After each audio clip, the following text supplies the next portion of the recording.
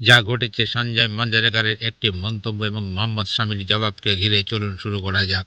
সম্প্রতি স্টার স্পোর্টসের এক আলোচনায় সঞ্জয় মাঞ্জরেকর শামির ইনজুরি নিয়ে উদ্বেগ প্রকাশ করেন। তিনি বলেন, শামি দারুণ বোলার হলেও তার ইনজুরির ইতিহাস ফ্র্যাঞ্চাইজিগুলোর জন্য চিন্তার কারণ হতে পারে। ইনজুরি থেকে ফিরে আসতে তার অনেক সময় লাগে, যা ভবিষ্যতে সমস্যা হতে পারে।